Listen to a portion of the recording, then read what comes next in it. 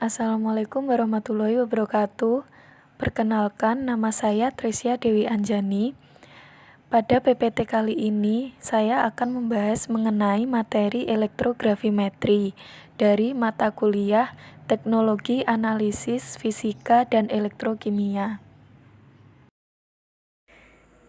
Yang pertama yaitu mengenai elektrogravimetri.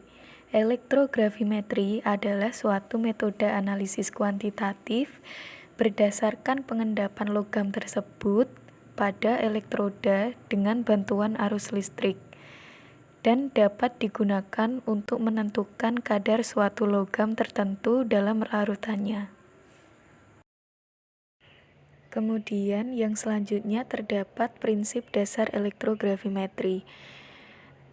Prinsip dasar dari elektrogravimetri didasarkan pada prinsip sel elektrolisis, di mana penentuan jumlah listrik dan variabel waktu menjadi sangat penting. Secara kinetik, arus listrik menyatakan laju mengalirnya muatan listrik setiap saat.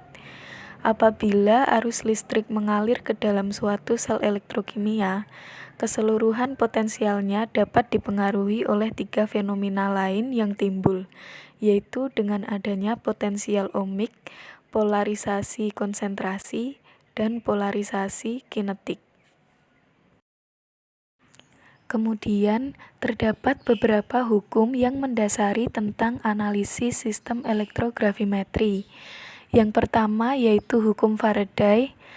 Banyaknya zat yang diendapkan pada elektroda selama elektrolisis berlangsung sebanding dengan jumlah arus listrik yang mengalir melalui larutan tersebut, dengan rumus W sama dengan E dikali I dikali T per F, di mana W merupakan massa zat yang diendapkan, kemudian E merupakan massa ekivalen, kemudian I adalah arus dengan satuan ampere, lalu ada T yaitu waktu dengan satuan detik, dan F merupakan tetapan Faraday. Kemudian yang kedua adalah hukum Ohm.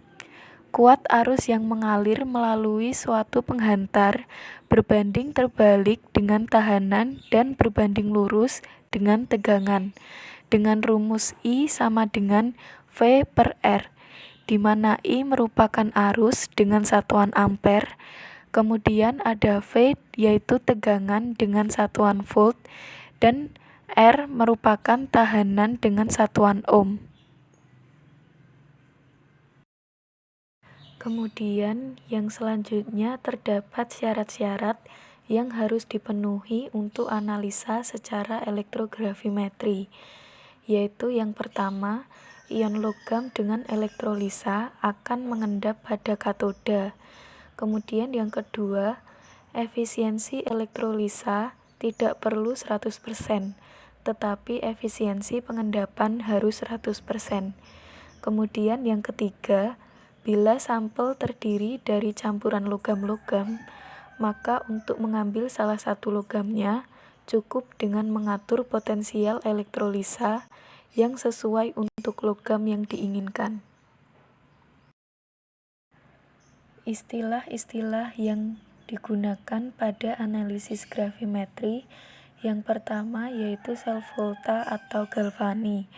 Sel volta yaitu jika sel tersebut dapat memberi energi listrik kepada suatu sistem luar. Energi kimia diubah sedikit banyak dengan lengkap menjadi energi listrik, tetapi sebagian energi tersebut terbuang sebagai kalor atau panas. Kemudian yang kedua adalah sel elektrolisis. Sel elektrolisis yaitu jika energi listrik tersebut diberikan dari suatu sumber luar sel melalui mana yang mengalir. Kemudian yang ketiga ada katoda.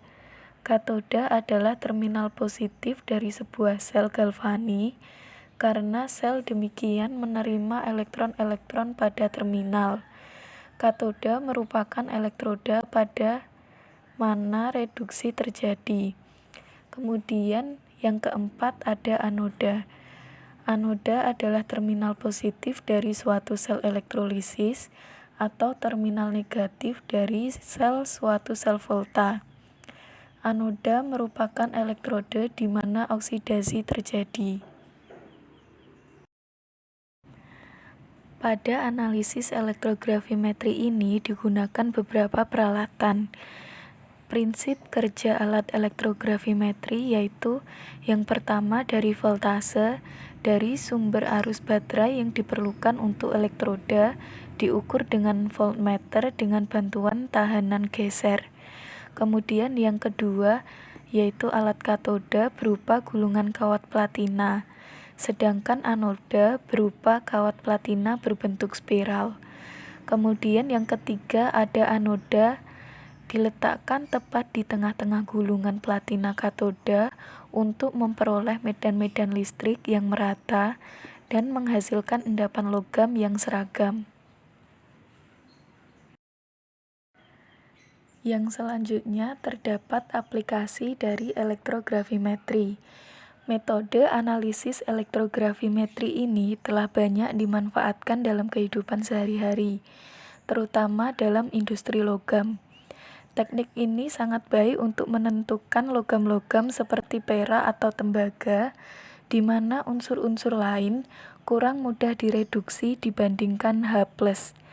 Contoh aplikasi elektrografimetri yaitu yang pertama, pemisahan biji logam dari pengotornya, yang kedua, elektrolisis aluminium, dan yang terakhir, pemisahan logam dari beberapa campuran logam. Sekian yang dapat saya sampaikan mengenai materi elektrografimetri. Semoga bermanfaat. Terima kasih. Wassalamualaikum warahmatullahi wabarakatuh.